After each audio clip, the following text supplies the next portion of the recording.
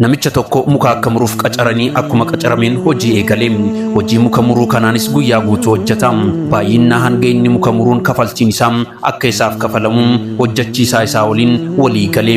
Guyyaa jalqabaa muka gurguddaa 10 muree kafaltii isaas fudhatee gammadaa manatti gale.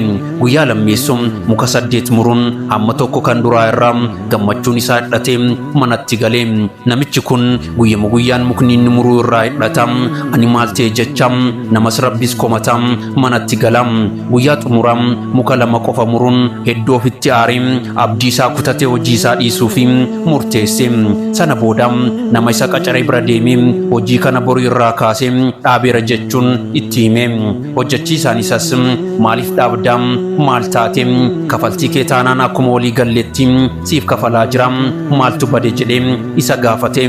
Namichi muka muru kunis humna muka muruuf baasu kan guyyaa jalqabaa caala jabeessee adeemus lakkoofsi mukaani guyyatti muru garuu hedduu gadi bu'a na jalaa irrata kanaaf ani hin hojjedhu jedhee. Hojjechiisaan isaas garuu ati erga humna jalqabaa caala humna dabalataa dhufte kafaltii siif kafalamutti gammadaa erga taate yeroo muka murtee xumurtee galtutti qottoo keetti nyaachisaa jiru kana artee beektaa jedhee isa gaafate.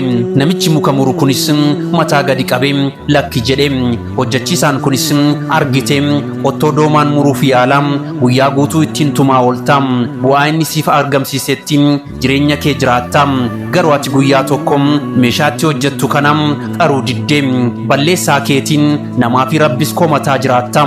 Kanaafuu ammas matu rakkoo qaba waan ta'eef deebii of ilaali rakkoo kee namaaf rabbitti quba hin qabin atumti rakkoo kee furadhu jechuun itti himee biraa deeme.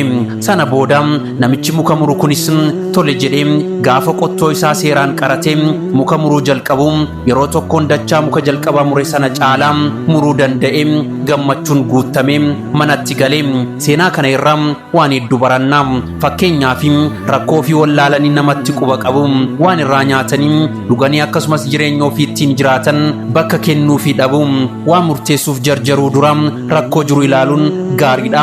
Akkuma namicha kana gorsa gaarii namni nama gorsu fudhachuunis bareedaadha. Isinis waan irraa barattan koomentiidhaan sheer nuuf godhaa. Kun mana barnoota gaggaarii irraa argatan mana gurbaa qaxaleeti.